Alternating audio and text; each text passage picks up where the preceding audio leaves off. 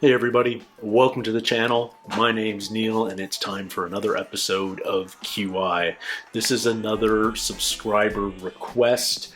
When I did my Carrie Fisher episode a while back, the two episodes that immediately got recommended to me were other famous guest star appearances. Corey Taylor from Slipknot, which I did last week, and Teri Hatcher. Now, that's the episode I'm going to be doing today, which is the first episode of Series P. I remember Teri Hatcher fondly from her guest appearance on Seinfeld, which launched her onto Lois and Clark. It was of a time frame where I was very much celebrity crushing on her. But I haven't really seen much of her lately, so it'll be curious to see what she's like in this environment. This episode is called, I don't know whether it's Panimals or P-Animals or whether that's a different word entirely. I'm not sure, but I'm hoping this is an animals episode. I'm pretty sure this will be an animals episode. There's lots of animals that start with P. I'll have to start thinking of them right away. I should stop talking. Let's start watching. This is episode 1 from Series P of QI. Today we're particularly patting animal pals beginning with P. At Cross Porpoises, Danny Baker. Thank you. It's that Tom again, Phill Jupitus. That Tom again. With a P. Does it start with a P? This should put the cat among the pigeons. It's only Teri Hatcher.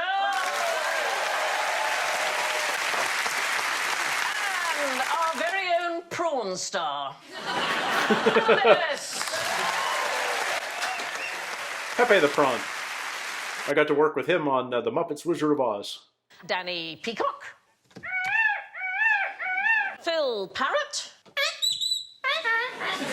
Terry Penguin. And Alan Partridge. All of that for that joke. All of that for that joke. There's bound to be at least one question about pigs. And if you spot it, then you have a pig, and you can throw the pig and shout, "Pig!" Complete this sentence. Donald Trump is the first president in 168 years Pig. not to have... A pet. He famously didn't have a pet. Not to have what? A trace of common decency.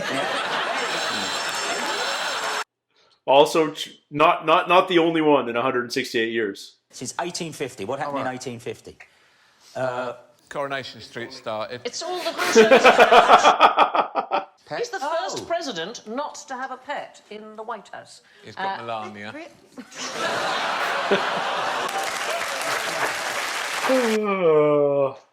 Teddy Roosevelt, I think, gets the prize for best presidential pet owner. 9 dogs, 2 ponies, 2 cats, a hen, a lizard, a blue macaw, a garter snake named Emily Spinach, named by his daughter Alice because it's as green as spinach and as thin as my Aunt Emily. A small bear, a piebald rat, a pig, a rabbit, a laughing hyena, a barn owl, a one-legged rooster, and 5 guinea pigs. He also had 6 children.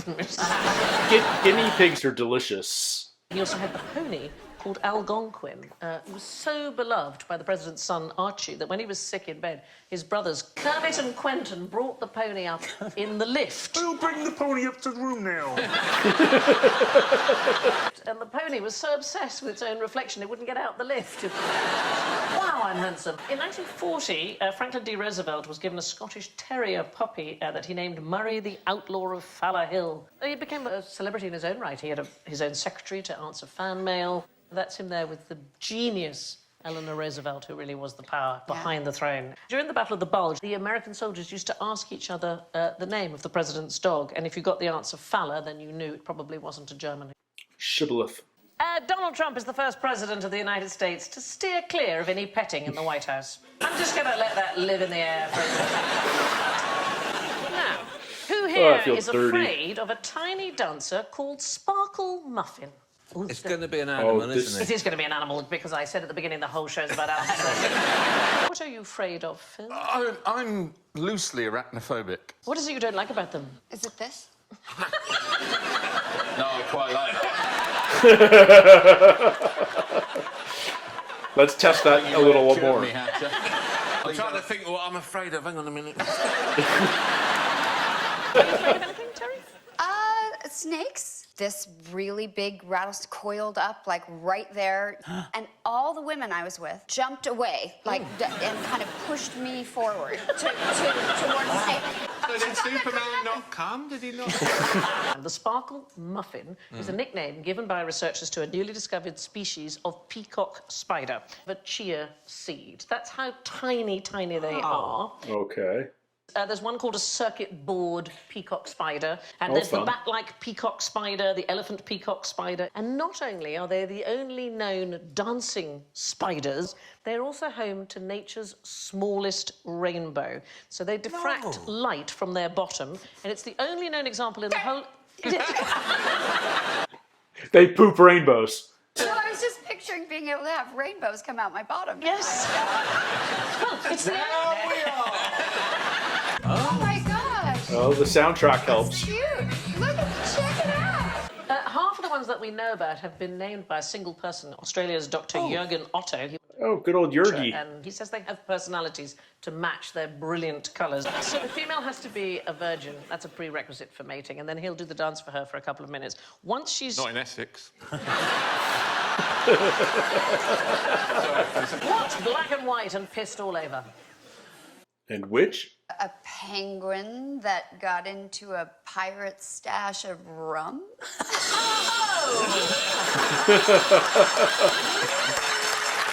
It is the giant panda. So in order to introduce giant panda cubs into the wild, the researchers, they dressed as adult pandas and they covered themselves in panda pee. Why might they do that? Because they're perverts. Watching panda porn all night. Which is a very slow watch, I have to say.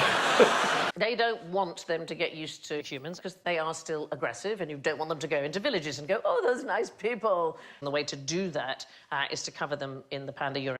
In pea-soaked furry costumes. Joel Berger, he's a biologist at Colorado State University, dressed up as a moose, and then he soaked snowballs in urine from other creatures and he lobbed them at the moose. So bears and wolves were reintroduced in places like Scandinavia and also in the United States. And what they Yellowstone, realised is that the moose had never seen one before. And what they wanted to do was to work out whether they had any instinct to run away. So it took them one generation to go, wow, okay, those are not friendly.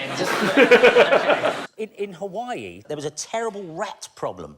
So they went, well, what is the natural predator of the rat? And it's the mongoose. So they imported thousands of mongoose. There was still more rats than they could possibly do. They couldn't understand until someone said, rats are nocturnal. Mongoose aren't. They've never actually met each other. Not as bad as the cane toad problem, but yeah. Why they've got black and white fur. Oh. Any thoughts on why that? Because the colour licence is more expensive. Yeah. Here's the thing. They're active through both the winter and the summer, and they need camouflage for both seasons. Oh. And it was discovered by a guy called Tim Carrow. He's a University of California biologist. And he's the same researcher who spent 10 years working out why zebras are black and white.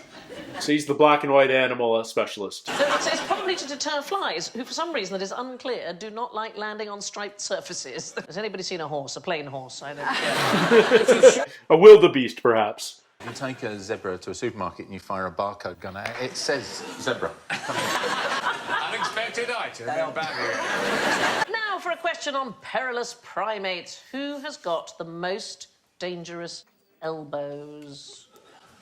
It's, A chimp. You don't I get thought the it would buzzer? go off. Yeah, you don't get the buzzer? It's Orangutans. a Loris. It is the only known venomous primate. What? I'm not in a hurry. I'm actually completely lost. It has a patch on its elbow, which it licks. If it bit you, human being, it could cause anaphylactic shock. It can cause death. All endangered. There are about 8 species. Well, Loris, good. They're all endangered. No, I all kind of want to try it. I can't lick an elbow. But the reason they have the big eyes is they've evolved to mimic cobras. As they seem to have evolved to frighten off people. So they don't want to use the venom. It would seem to be the thing. Huh. Let's practice a little German. What type of animal is a Stachelschwein? Something yes. pig. Pig. Pig it is. No. What about a Wasserschwein? Is it a Water vole? pig would be like Direction. a What about a manatee, a Schweinsveld? dugong. These are all sausages. It's not a walrus or something, is it? No, what about a Nabelschwein? Let's go back. Stachelschwein, or spike pig, is a porcupine. A Wasserschwein, or a water pig, is the capybara. And a Schweinswal, or pig whale, is a porpoise. So I love capybaras. I don't know if you've ever seen them. They're amazing. Largest rodent in the world. Yeah. Special Easter feast in Venezuela. And they eat it like turkey at Thanksgiving. Apparently tastes a bit like rabbit. It's like a big version of a guinea pig, and I've eaten guinea pig. Oh, how was it? In Lima, Peru. Tastes like chicken wings. It's really like a national, like everyone eats it. So I tried it twice, and I got to the third time, and I just was like, I can't do it. Yeah, they sell them in Chile anyway on sticks covered in honey. And there's kids at the moment who've been allowed to stay up and watch this who are sobbing their heart out. Some of them are dipping a guinea pig. It was like a major protein source for the Inca. It was like a livestock crop. But Switzerland is a huge consumer of dogs. It's up in the mountain areas. Seriously? Yes. But they're chocolate dogs. They're little chocolate dogs. Nabelschwein is actually what's known as a peccary. Peccary, it's a distant relative of the pig. And again, In the 1980s, the band Susie and the Banshees, they adopted the one at London Zoo, but on the condition that they could name it, and they called it Gregory Peccary. Innerer Schweinhund, and it literally means your inner pig dog. And it's the tiny voice that says to you, stay on the sofa, don't go to the gym. I got a big one of those. There was a very famous German pig called Tirpitz. So there was a battle in 1915 off the coast of South America, and this German pig flopped into the water, and the British spotted this. They winched the pig onto the deck, and they adopted her, and they named her after the head of the German Navy, who was Admiral Alfred von Tirpitz. Wow! I was in Shoreditch 2 days ago. I think that bloke made me a flat white. It's a serious hipster beard. Is that an accident on It's a a bicycle? bifurcated beard. It looks a bit like Bill Bailey, to be fair, doesn't it? There's some Bailey there. And I would like you to identify the fossil. So now you can use any part of your body except your hands. My brother is a field geologist. Like, you do lick rocks. Can I put it in my mouth? No, you can't. Wait, now. Phil's trying to be professional. Teri has got the right answer. Good for her. One of the ways you do it is to lick them. Oh, Jesus. I'm gonna lick this long one. Right? I I really want to touch it. No. That's the ringtone I want. It's hot in here. It's hot. It's hot in here, Sandi. But if all else fails, you can identify the fossils by licking them. I'd just be afraid that one of them would be a coprolite. Which Can ones did you lick? It's stickier. Just the one in the middle. That's good. Yeah. Okay, good. Okay, what I... Try B. Try B. Yeah, just have a lick of it. No, don't put it all in your mouth. That'll just... Just lick it. Hasn't anyone ever told Darling, you that?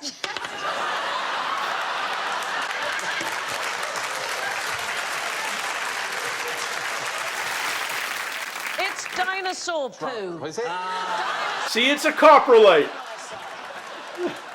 It's a What's the freaking correct word for coprolite. dinosaur poo or any poo? Delicious. Fossilized. It's a coprolite. Yeah. There is a place in the United States called Big Bone Lick. Have you been? I've never been to Big Bone Lick. Oh, well. That's so weird. Are you eating the rock? I had a bit of it, yeah. If you want to take the taste of rock out your mouth, I recommend the dinosaur shit. Unspeakable I can put in my mouth, Sandy. What's this? Well, which one have you got? Which? I don't know. Is this Tyrannosaurus penis? I'll pop it in. Do you know the phrase "lick into shape"? Anybody know where it comes from? It's bears. There's the clue. It was a belief in medieval Europe that bear cubs were born shapeless and they had to be made into ursine form by their mother. I had a different thought. Okay. We'll just leave that hanging in the air. Why do penguins take turns on the outside of the huddle? So they don't freeze to death. Everyone has to have their go. Here's the thing, it is so successful, the huddle, that even in the icy Arctic winter, the ones at the centre get too hot. They need to get to the outside, otherwise they overheat. It's like that on the tube sometimes. Yeah. Let me out or I'm going to fly. And you know I can do it. Do you know what a group of penguins is called? A pack. If they're in the water, family pack. they're known as a raft. And Oh, if you're they... talking about birds, not biscuits. Chocolate biscuit. Yeah, no. If they're on land, it's called a waddle of penguins. A waddle. A waddle. Here's Well, just penguin the news. random Fat penguins scientist fall over running more by than in the slim background. ones. They got penguins to walk on a treadmill. There's 4 hours on BBC 4 right there. Which people in this studio should we replace with pigeons? Like a carrier? Like a PA? Oh, like a sort of runner person who brings Yeah. you things, like a carrier pigeon? I Yeah. love this. No. So the answer is the camera operators. Well, they're the only people working apart from you. So here's the thing, birds can't move their eyes. Their necks have been designed to keep their heads completely still when they move. And that static image is what a good camera operator is trying to achieve. The very first person to attach a camera to a pigeon, he was a German called Julius Neubrunner. He was an apothecary. It's pronounced Neubrunner. Thank you, darling. 81%. Yeah. He was an It's got that apothecary. in the dictionary. Only 81%. He started receiving prescriptions from a sanatorium in nearby Falkenstein using pigeon post. And he used to deliver medications back by post. And he thought this was marvellous. One of his birds came back rather mysteriously fed, and he attached a camera because he wanted to find out where it had been fed. It turned out it was visiting a restaurant. Now, the cameras were quite big in those days. Part of the problem with attaching it was that the pigeons landed rather heavily. So he set up an elasticated landing board just outside the dovecot, so they'd land straight into the... What? Just the elaborate web of bullshit this show constantly. So in World War I, the wounding or molesting of a homing pigeon was punishable by 6 months imprisonment or £100. The wounding Yeah. or molesting. People didn't have a lot of entertainment in those days. Stop molesting that bird! Pigeons are perfect camera people, so it's only a matter of time before they put our team out of work. What's the... You're going to be out of focus for months now. What's the point of a poodle's perm? The ludicrous hairstyles are to help them get their quarry from the water. That's what they were designed for. You shave the bottom half of the body, because obviously you don't want them to drown. The bracelets of ankle hair to protect the joints from rheumatism. Oh. Shaving the hair around the face, so obviously you want the mouth and the eyes free. I always thought that was something that Crufts had come up with. I always No, thought darling, absolutely all of it had a reason. Interesting. What does the S on Superman's chest stand for? It's not an S. It's not an S. Super. No. Come on, Terry. So it's not an S. Simon. It's not an S. It's a Kryptonian symbol of hope. It just looks like... I should have known that. You should have known that. Yes. What is... OK, let's try one you should know. Superman's real name is, of course... Kal-El. Jor-El. Oh, it's No. Well, Right. you're Come right. on, Terry. Jor-El's the dad? Is Yeah. that Kal? How many episodes did you play Lois Lane? Clearly not enough. Just look at this picture of you. Can I just say that picture of you was, at the time on the internet, the most downloaded image in the world. Yeah, it was only because that was like the beginning of the internet. No, doesn't she look amazing? You should have had us sitting here for 20 minutes and it going... Editing it now. Mom, stay off the phone. Did you enjoy doing it? Oh, I did. We still keep in touch. We actually Fly we're around both the in- earth sometime. If I could turn back time. Because the best bit in the story is his disguise, isn't it? He only has glasses on. Which, of course, is really why I know nothing, because if Yeah. I was fooled by glasses on, toot. glasses off... Wait, take your glasses off. Oh, my God, where did Sandi go? Yeah, that's it. It was a photo like this, one with glasses, one with not. Only 74% could recognise it was the same person. So maybe Lois wasn't as Maybe bad she as- wasn't. 3 out of 4 people would go, oh, hello there. Superman's S stands for hope. So, How does the crow fly? not in a straight line. In a straight line, directly to its destination. What did you get? Constantly lost. No, they did a study at Toksvig University. Crows and pigeons use natural magnetic and solar compasses to navigate. They follow ley But that's lines, not as maybe. important as their knowledge of human transport routes. So, it would get on the M40 to Oxfordshire, take the A46 to Coventry, and follow the M1 for 62 miles. That's awesome. Yes, darling. Everything I say is true. There's also a startup company in the Netherlands called Crowded Cities, and they're trying to get crows to recognise cigarette butts and drop them into a bin, but it gives the creatures some food. Wow. What sort of food? It'll be, you know, a bit of Well, grain. you know, I'm just saying that sometimes when you're abroad and you've spent all your loose money, you get a bit You're going to go pick up cigarette butts and put damn just... straight. Okay. Yeah, absolutely. I'm with you, Phil. Life hack, travel hack. Cover yourself in panda pee. Let's not be silly. Sorry.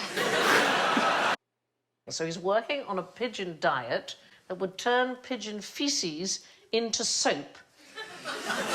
So they would actually clean What? cities instead of... And there he is. He's got one. Now, how many tentacles does an octopus have? Isn't it 8? Oh, but they're... Some of them are not tentacles. One? No. 2. 2. No, say 2 as well. 6. 2 arms and 6 No. tentacles. Is it none? It's none. None. Suckers along its entire length. That's an arm. If it only has suckers at the tip, that's a tentacle. So octopuses have okay. 8 arms, but they have no tentacles at all. Anybody remember the names of any famous octopuses? It was the one that guessed World Cup results. Paul. The German one, Paul. Yeah. He really liked horizontal stripes, and that just happened to be which ones won. What they discovered was he had a strong preference for horizontal stripes.